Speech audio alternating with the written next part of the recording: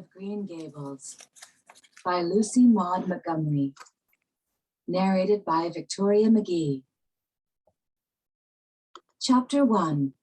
Mrs. Rachel Lynde is surprised. Mrs. Rachel Lynde lived just where the Avonlea main road dipped down into a little hollow, fringed with alders and ladies' eardrops, and traversed by a brook that had its source away back in the woods of the old Cuthbert place. It was reputed to be an intricate, headlong brook in its earlier course through those woods, with dark secrets of pool and cascade, but by the time it reached Lynde's Hollow, it was a quiet, well-conducted little stream, for not even a brook could run past Mrs. Rachel Lynde's door without due regard for decency and decorum. It probably was conscious that Mrs. Rachel was sitting at her window, keeping a sharp eye on everything that passed, from brooks and children up, and that if she noticed anything odd or out of place, she would never rest until she had ferreted out the whys and wherefores thereof. There are plenty of people in Avonlea and out of it who can attend closely to their neighbor's business by dint of neglecting their own. But Mrs. Rachel Lynde was one of those capable creatures who can manage their own concerns and those of other folks into the bargain. She was a notable housewife. Her work was always done and well done. She ran the sewing circle, helped run the Sunday school, and was the strongest prop of the Church Aid Society and Foreign Missions Auxiliary. Yet with all this, Mrs. Rachel found abundant time to sit for hours at her kitchen window, knitting cotton warp quilts. She had knitted 16 of them, as Avonlea housekeepers were wont to tell in awed voices, and keeping a sharp eye on the main road that crossed the hollow and wound up the steep red hill beyond. Since Avonlea occupied a little triangular peninsula, jutting out into the Gulf of St. Lawrence, with water on two sides of it, anybody who went out of it or into it had to pass over that hill road, and so run the unseen gauntlet of Mrs. Rachel's all-seeing eye. She was sitting there one afternoon in early June. The sun was coming in at the window warm and bright. The orchard on the slope below the house was in a bridal flush of pinky white bloom, hummed over by a myriad of bees.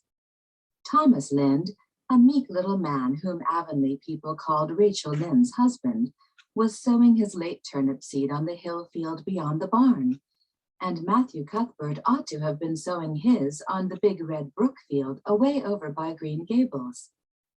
Mrs. Rachel knew that he ought because she had heard him tell Peter Morrison the evening before in William J. Blair's store over at Carmody that he meant to sow his turnip seed the next afternoon. Peter had asked him, of course, for Matthew Cuthbert had never been known to volunteer information about anything in his whole life. And yet here was Matthew Cuthbert at 3:30 on the afternoon of a busy day, placidly driving over the hollow and up the hill. Moreover, he wore a white collar and his best suit of clothes, which was plain proof that he was going out of Avonlea, and he had the buggy and the sorrel mare, which betokened that he was going a considerable distance. Now where was Matthew Cuthbert going, and why was he going there? Had it been any other man in Avonlea, Mrs. Rachel, deftly putting this and that together, might have given a pretty good guess as to both questions. But Matthew so rarely went from home that it must be something pressing and unusual which was taking him. He was the shyest man alive, and hated to have to go among strangers or to any place where he might have to talk. Matthew, dressed up with a white collar and driving in a buggy, was something that didn't happen often. Mrs. Rachel, ponder as she might, could make nothing of it, and her afternoon's enjoyment was spoiled. "I'll just step over to Green Gables after tea and find out from Marilla where he's gone and why," the worthy woman finally concluded. "He doesn't generally go to town this time of year, and he never visits. If he'd run out of turnip seed, he wouldn't dress up and take the buggy to go for more. He wasn't driving fast enough to be going for a doctor. Yet something must have happened since last night to start him off. I'm clean puzzled, that's what, and I won't know a minute's peace of mind or conscience until I know what has taken Matthew Cuthbert out of Avonlea today." Accordingly, after tea, Mrs. Rachel set out. She had not far to go. The big, rambling, orchard-embowered house where the Cuthberts lived was a scant quarter of a mile up the road from Lynde's Hollow. To be sure, the long lane made it a good deal further. Matthew Cuthbert's father, as shy and silent as his son after him, had got as far away as he possibly could from his fellow men without actually retreating into the woods when he founded his homestead. Green Gables was built at the furthest edge of his cleared land, and there it was to this day, barely visible from the main road, along which all the other Avonlea houses were so sociably situated. Mrs. Rachel Lynde did not call living in such a place living at all. "It's just staying, that's what," she said as she stepped along the deep-rutted, grassy lane bordered with wild rose bushes. "It's no wonder Matthew and Marilla are both a little odd, living away back here by themselves. Trees aren't much company, though dear knows if they were, there'd be enough of them. I'd rather look at people. To be sure, they seem contented enough, but then I suppose they're used to it.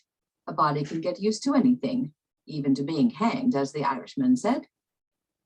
With this, Mrs. Rachel stepped out of the lane into the backyard of Green Gables. Very green and neat and precise was that yard, set about on one side with great patriarchal willows, and the other with prim Lombardies. Not a stray stick nor stone was to be seen, for Mrs. Rachel would have seen it if there had been. Privately, she was of the opinion that Marilla Cuthbert swept that yard over as often as she swept her house. One could have eaten a meal off the ground without overbrimming the proverbial peck of dirt. Mrs. Rachel rapped smartly at the kitchen door and stepped in when bidden to do so. The kitchen at Green Gables was a cheerful apartment, or would have been cheerful if it had not been so painfully clean as to give it something of the appearance of an unused parlor. Its windows looked east and west. Through the west one, looking out on the backyard, came a flood of mellow June sunlight, but the east one, whence you got a glimpse of the bloom-white cherry trees in the left orchard and nodding slender birches down in the hollow by the brook, was greened over by a tangle of vines. Here sat Marilla Cuthbert, when she sat at all, always slightly distrustful of sunshine, which seemed to her too dancing and irresponsible a thing for a world which was meant to be taken seriously. And here she sat now, knitting, and the table behind her was laid for supper. Mrs. Rachel, before she had fairly closed the door, had taken a mental note of everything that was on that table.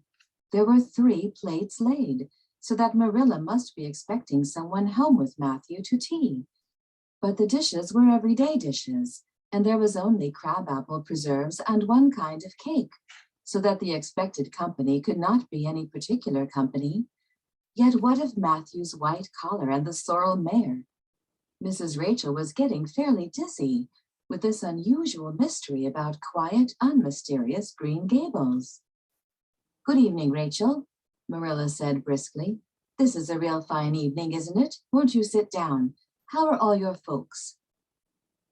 Something that for lack of any other name might be called friendship existed and always had existed between Marilla Cuthbert and Mrs. Rachel, in spite of, or perhaps because of, their dissimilarity. Marilla was a tall, thin woman with angles and without curves. Her dark hair showed some gray streaks and was always twisted up in a hard little knot behind, with 2 wire hairpins stuck aggressively through it.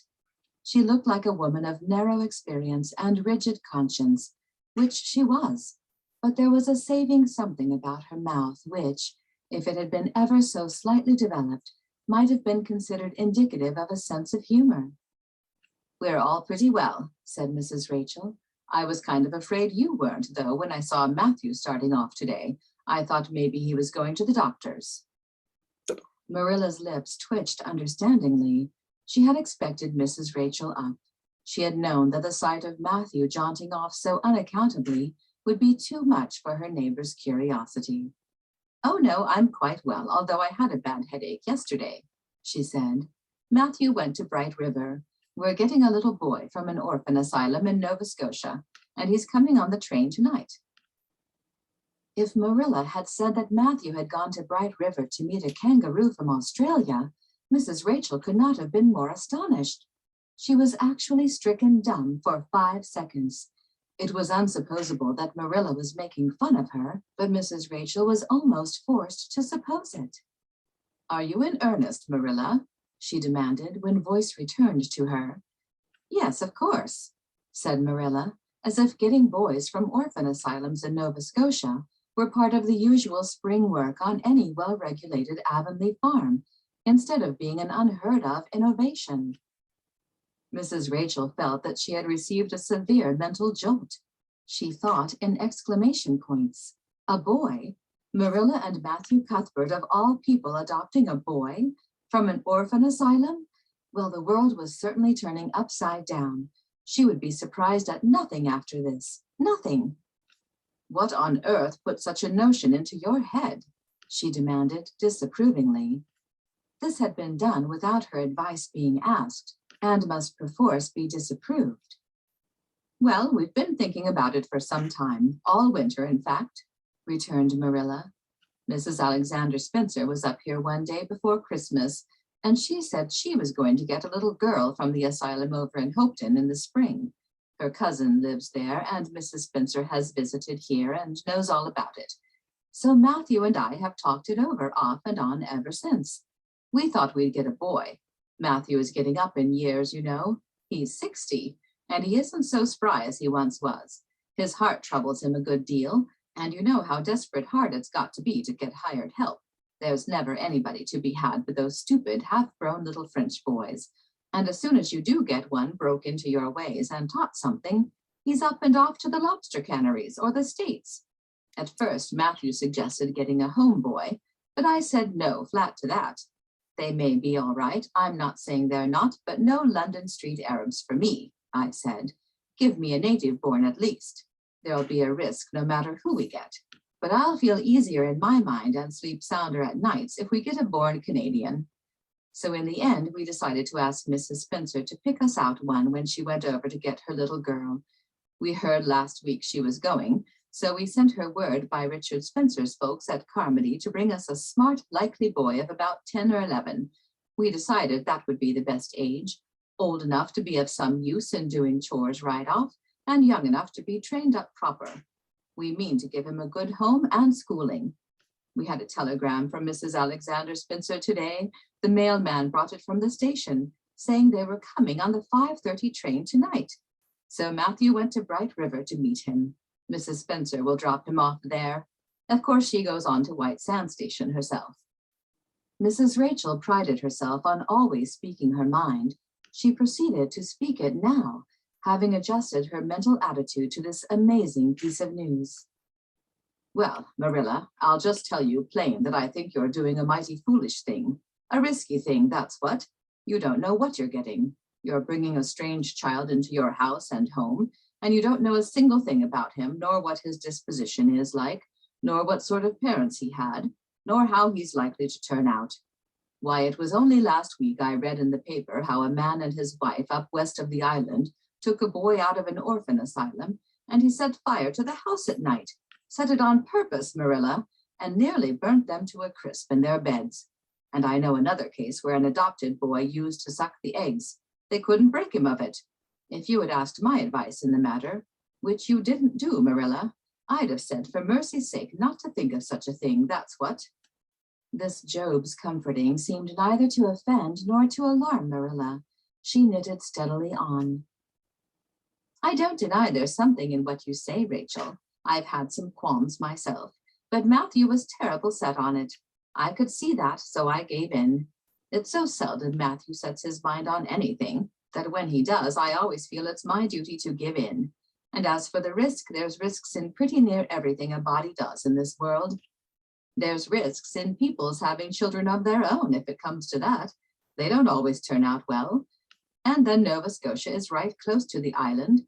It isn't as if we were getting him from England or the States. He can't be much different from ourselves." "Well, I hope it will turn out all right," said Mrs. Rachel in a tone that plainly indicated her painful doubts. Only don't say I didn't warn you if he burns Green Gables down, or puts strychnine in the well. I heard of a case over in New Brunswick where an orphan asylum child did that, and the whole family died in fearful agonies. Only it was a girl in that instance. Well, we're not getting a girl, said Marilla, as if poisoning wells were a purely feminine accomplishment and not to be dreaded in the case of a boy. I'd never dream of taking a girl to bring up.